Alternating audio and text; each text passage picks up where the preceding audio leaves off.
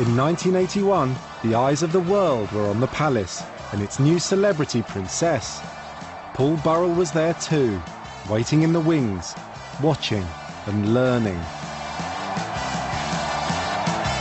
I wanted to know how he fitted into the palace and arranged to meet a friend of Burrell's from that time. If anyone knew about Burrell and his secret life at the palace, it was Greg Peed. Can you show me where Paul's rooms were? I wanted to see if the clues to Burrell's secrets lay here. And where was Paul's room? The second from the left, on the third level up. Right. So that was Paul's room just there? That's right, that was his quarters up there. Paul's bed was directly below the window. Paul's bed directly below the window? Okay. Did he give you any idea of what his job involved? Oh yes, he loved talking about his duties at the palace. His quarters, they were a shrine to the Queen. He was mesmerised by her. I spent some wonderful times in his quarters.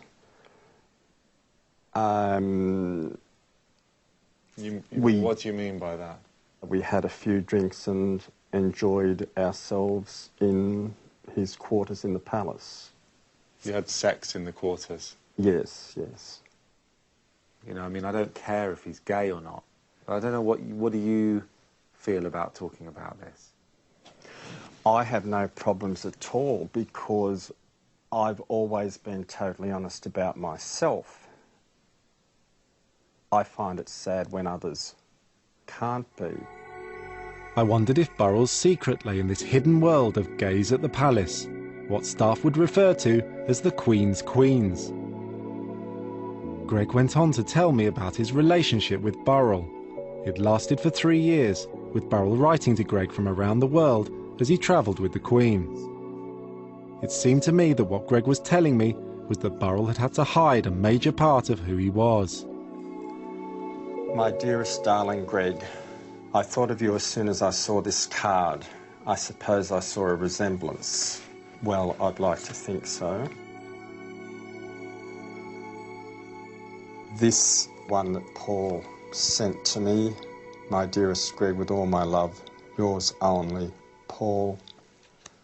This is when he desperately wanted me to marry him. I was quite sad that you missed my birthday. You say that you would have sent me a parcel. You know that there is only one parcel I want. I want you and a little something which I once asked you for before, a small band of gold on my left hand. I would feel that I was yours then. It would be something which I could always see, look at, and think of you every day, constantly reminding me that I'm yours. It seemed to me that Burrell and Greg were deeply in love. Paul wrote touchingly to Greg, and they were planning a future together.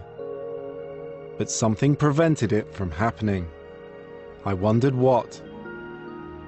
One letter from Burrell to Greg in particular appeared to hold a clue. It referred to an incident on the royal yacht Britannia. My dearest, dearest Greg, I don't know whether you have heard about the scandal connected with the royal yacht Britannia. 11 crew have been prosecuted and dismissed from the Navy for committing homosexual acts.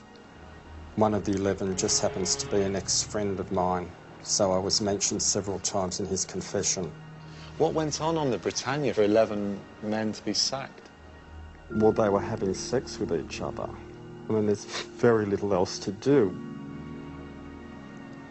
As a result of this, I was called before a disciplinary hearing and was questioned about my every move and relation with this particular person.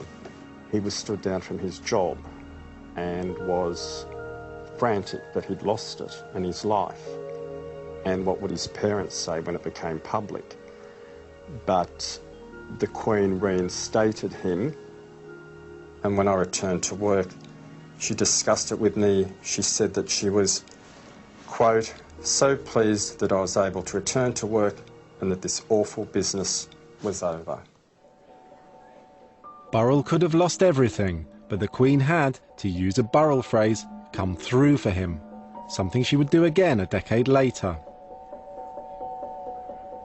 I wondered if the root of Burrell's big secret lay here, in something known only between him and the Queen, and what happened on that ship. And I know that as much as he told me a lot, there are a lot of things that he would not tell me about. Even when we were together, he said, no, I can't tell you that, it's between the Queen and I. Burrell's love affair with Greg had remained a secret, but his next relationship was splashed across the papers, and it was to be the first time the world had heard of Paul Burrell. This is the other royal wedding. Another royal wedding. Yes, that's it. And there's Paul and Maria. Mm-hmm. And all the papers knew about a wedding of two people that no one had heard of. Maria was Duke of Edinburgh's personal maid, so I think people knew about him. Right. So it was a sort of taste of celebrity, wasn't it? It was a celebrity. It was like Fashion Vic getting married. It was that popular. Burrell's denied being gay to the press. His marriage left Greg in the past, and Greg felt angry about it. Why did he want to tell me all this stuff about his private life with Burrell? One of the many things that annoys me about Paul Burrell is the fact that to this day he will still not acknowledge that he has ever met me. With all of this and other things, I don't know why he persists in it. Burrell seemed to have left his family behind, and now Greg.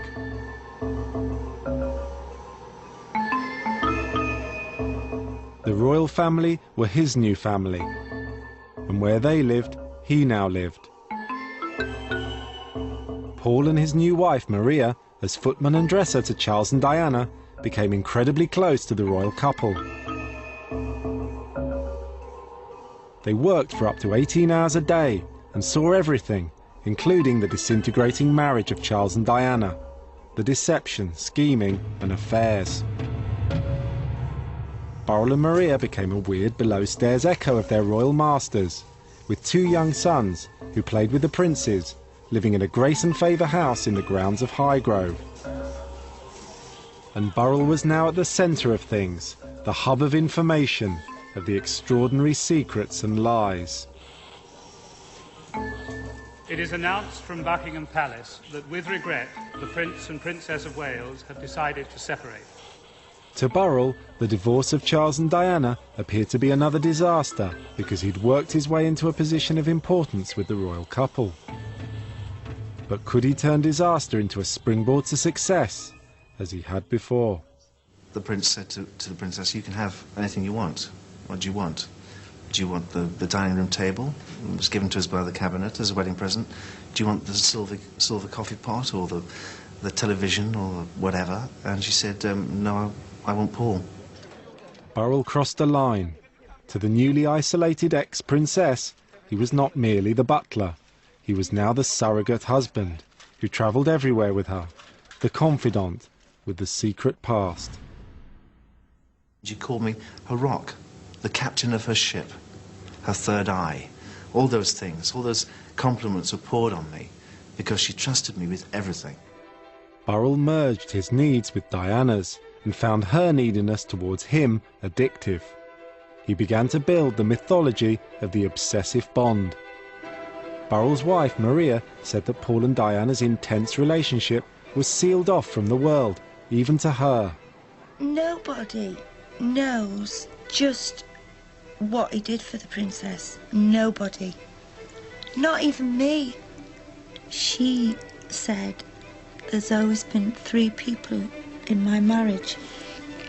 And of course she knew she meant.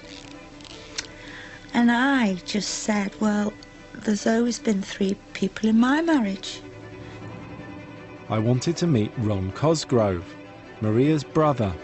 Was he aware of the strain Burrell's relationship with Diana was having on his sister's marriage?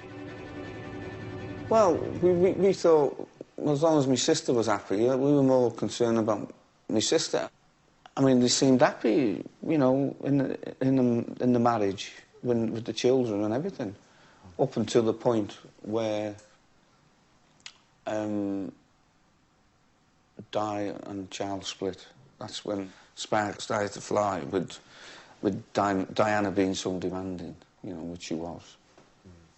Well, Maria didn't like that.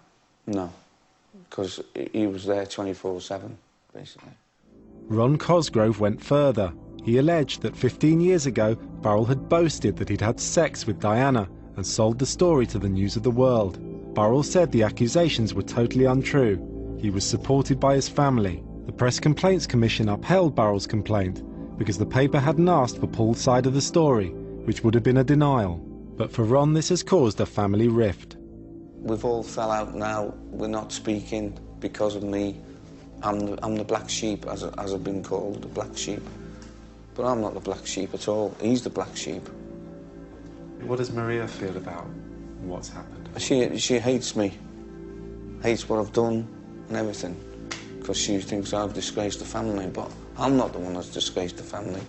Burrell's the one that disgraced the family.